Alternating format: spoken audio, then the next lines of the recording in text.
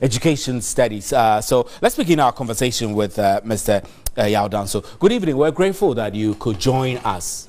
Thank you.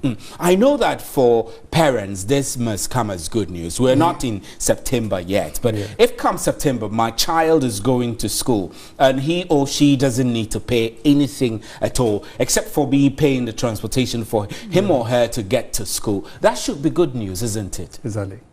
Very good news. Is that how parents see this? Oh, yeah. Thank you. Good evening to your viewers and listeners. Yes. Honestly, when we heard of it, especially myself, I sat down and asked myself, so do we have people who have the nation's interests at heart, like Nana Addo Dankwa Akufo-Addo? And so the march talked about the free senior high school education is now going to be implemented. And so I said, may God bless this one. And so, yes, we are looking forward to it. You're looking forward to it. I know September is a few months ahead of time. But what I did, I showed us all the constitutional provisions. So this is actually in line with what the Constitution says. The key issue we've all been grappling with, the NDC government started what it calls a progressively free senior high school education. It made some investments in that direction to expand access. That's a brilliant thing. Now, this government is coming in and is saying that we're going to go the full haul. But key question on the minds of many people is, where is the money going to come from? Have you as parents been wondering where the money is going to come from? Of course we know, in a sense that I know you wouldn't know, but I'm asking whether it has occurred to you that they are in the hands of affairs. And like the proverbial blind man, if he says he throw a stone at you, then he knows where he's standing on. So they are in the hands of affairs, and they know where they will get the money. This is not the first time. He started as far back as 2008, 2012, then 2016, and it's going to be implemented. So you're confident that the government, through the many years of promises, may have fine-tuned this and is ready to fly, and you're waiting for it. Yes. So if come September, you don't get free education, would you be disappointed? I don't think it will happen. I know it wouldn't happen. There is no need to doubt that there's no need to doubt it at all. Right, let me he has been hammering it since 2000. And now it's time to deliver. Right, let's go on Skype now. Dr. Prince Ama is joining us via Skype. Doc, good evening. I'm happy that you're joining us, but I also apologize that we've had to keep you on Skype for a little while so we can be sure we don't lose you. So, free senior high school education. We have made a progress from the progressively free senior high school to the full haul, which Nana Addo says is going to happen in September. For you, where you stand as an expert, education expert, you've been doing quite a lot of work in these areas. Do you think this is feasible? Thank you very much, and good evening to you. Let me begin my submission by saying that nobody will disagree, oppose the government in respect of an intervention to bring an expanded access to senior higher education. The issue of contention here is addressing the constitutional requirement of provision of accessible education for all. And if we're to look at that particular issue, then we have to look at what is exactly happening currently. As we speak now, there is a huge disparity in terms of people's background and access to secondary education. If you look at the demographic characteristics of individuals who gain access to senior secondary school, you will find out that the people from best schools in the best schools from JHS, the best private schools, are having access to best secondary schools in this country. And those from the very disadvantaged backgrounds are having difficulties in passing the BECE or getting very good grades to access senior secondary school. So what it means is that based on based on the available evidence, there is an overwhelming disparity in respect of people's demographic background and access to senior high school. And for any social policy intervention, I was expecting that the policy would be targeted towards addressing the difficulties of the vulnerable in society. As we speak now, roughly around 50% of students who write BECE are unable to attend senior high school. And out of this figure... So Dr. Prince Amar, let's pause and have a conversation around the point you've just raised. You are saying that you would have thought that such a policy will first be targeted at vulnerable groups. Did you mean people who are unable to first afford basic education and go through basic education? So you think that that's where it must start from, or what? Exactly the case. I see all the various reports at the Ministry of Education suggest that there is a huge disparity. There is a huge inequity, in respect of people having access to senior secondary school, and to a large extent, people from the affluent background tends to get more advantage in getting senior high school, and they are also able to transit to the university.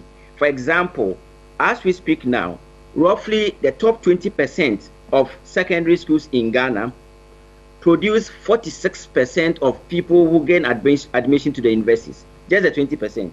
And the bottom 20% produce only 8% of people who get admission to the universities. So as a matter of fact, we need to look at addressing the structural weakness in terms of equity and in terms of affordability and access by people from disadvantaged background. Take Northern Region, for example. They do only 22%, according to data available from the Ministry of Education. 22% of them are able to pass the BECE. If you take the Upper East Region, you have 11% of them being able to get access to secondary school, because these are the group who had a qualifying grades to go to secondary school. So I was thinking, this being a social policy intervention, our attention should be geared towards targeting these deprived districts, rural areas, and the very poorest households. So your point is that access to basic education needs to be improved before we think about free senior high school. That's the logic. The first point, the transition from basic education to the senior high school, there is a disparity in terms of the background of people who are gaining access. Okay. So this free SHS policy, it appears that a lot of people will get access. A large proportion of individuals who will benefit may also come from people who went to the private schools and managed to go to the secondary schools. So you think that the blanket application will bring some unfairness, as a lot of wealthy children and wealthy students are the ones who already passed through to senior high school anyway? Exactly, that's the case we are making. It is not the case. It's very difficult to argue that every parent in Ghana cannot afford senior high school. It's absolutely difficult to argue from that perspective.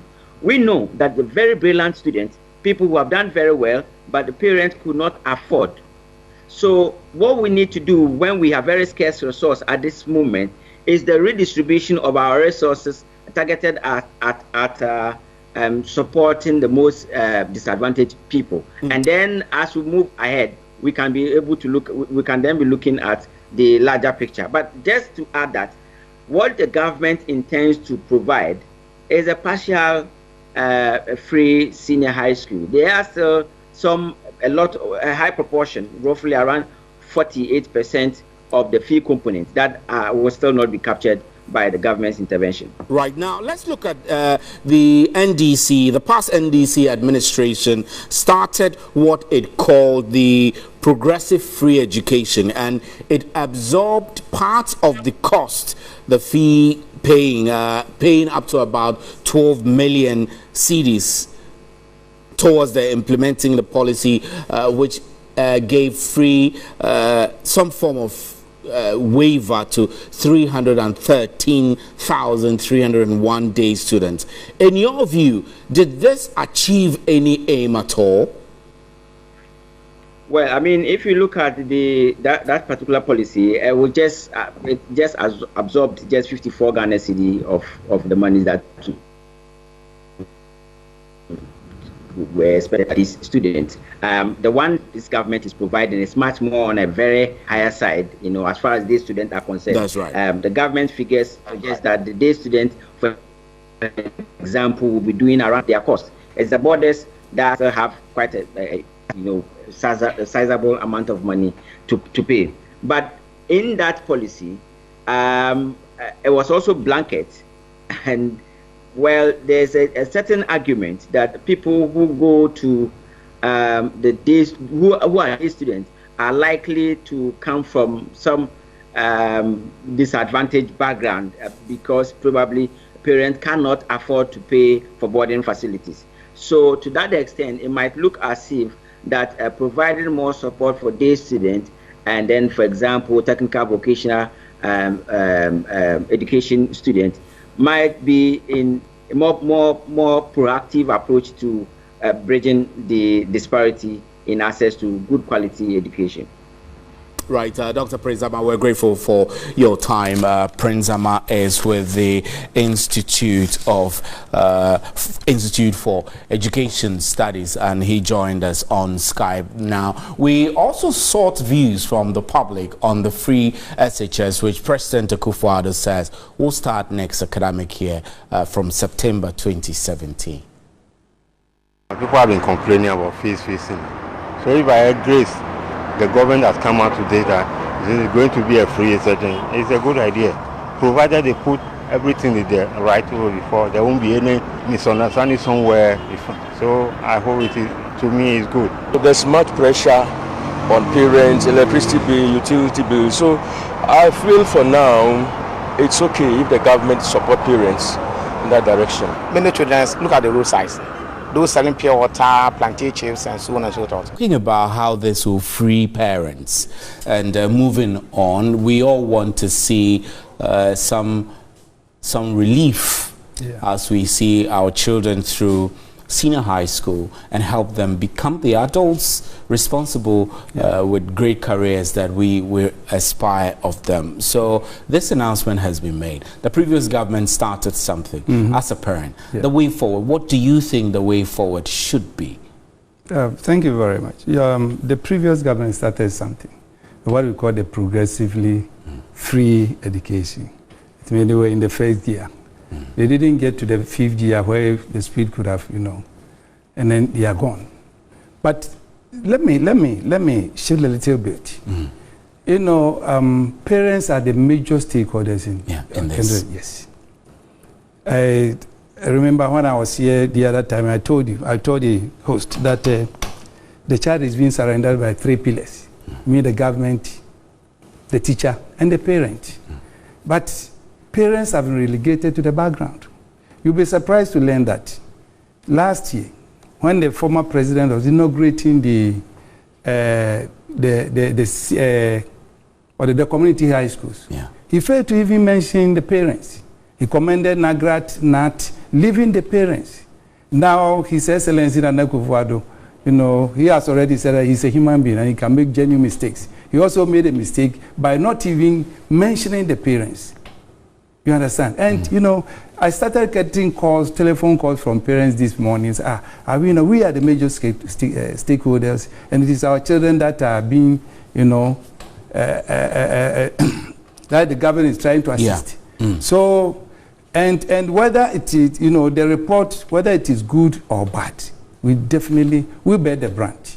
And so definitely parents should be also be commended. So you think that way forward, parents should be involved in all of these processes? Yes, it looks as if the parents have been relegated to the background. And also the fact that is going to be free, it doesn't mean parents will just stand aloof and then look at it. No, we'll continue to complement the efforts of the government. And support. And the parents will continue to do exactly what they have been doing, so that the policy. Mr. Alex Danso, we're grateful for your time. Alexander Danso is the president of the National Council of Parent Teachers Association.